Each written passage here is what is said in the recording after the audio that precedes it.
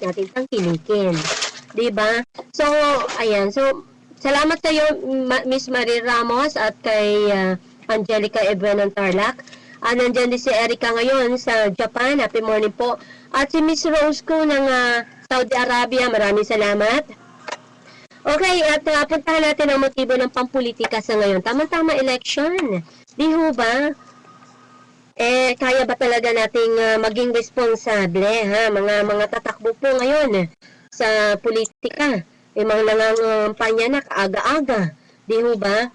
At na kung saan, yung pagiging responsable ninyo, ayan si Mariel ng Bagong Silang. Happy morning, nagising na. Okay. At kayo po ba ay talagang responsable sa inyong motibo sa inyong pamumulitika? Baka makasariling motibo lang po, di ba? Or pagiging takim or kasakiman na ipairal po natin. Ano bang ibig sabihin ng kasakiman? Na yung hindi na inyo, iinyuhin nyo pa. Di ba? At yung pagkakamal ng kayamanan na kung saan hindi pala kayamanan ng bansa o yung inyong gustong sakupin o nasasakupan, kundi kayamanan po ninyo, di ba? At dapat responsibilidad po ninyo yung mentalidad ng ating mga kababayan na inyong nasasakupan kung ano po ang kanilang nais at na pwede pang makapagpaunlad sa kanilang buhay, di ba? Ito po ba, talagang kailangan po nila? Baka naman ikaw politiko, kailangan mo lang, di ba? So ano ang motibo mo? Bakit gusto mong umupo? Bakit gusto mong mamuno? Kaya maliwanag po sa ating bansa sa ngayon ay talagang napakahalaga po ang pagiging isang marunong. Di ba? Hindi lamang po matalino ka.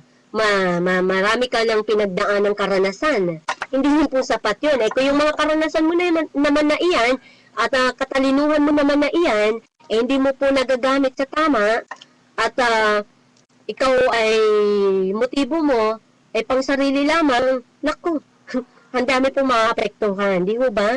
At gusto mo lang maging isang makapangyarihan. Kaya nga, ngayon binabatikos na yung mga epal di ba?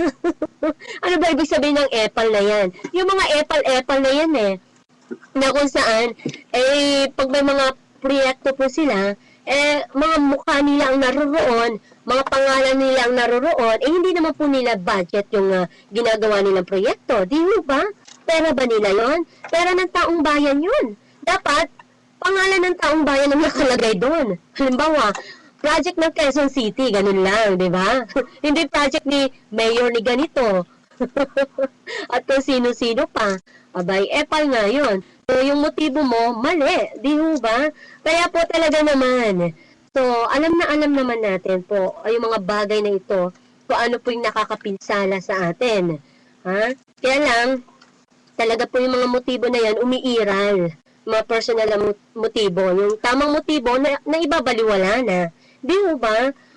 Bawal na lang natin yung pag-abuso natin sa alak na ito, di ba? Bawal naman, masama naman pero tuloy-tuloy. May mga alternatibo naman po na pwedeng uminom na tama, kaya lang gusto natin, yung motibo mo tuloy, mali na rin, di ba? Yung paggamit mga pinagbabawal na gamot, mali na rin. At kung ano-ano pang mga bagay na hindi po maganda sa atin, ginagawa po yan natin. So, yung mga nagmimina naman po sa atin, alam naman po natin, yung mga minahan na yan, nakamalaki epekto sa ating kalikasan, pero tuloy-tuloy pa rin. Andyan din yung mga ahensya ng gobyerno natin na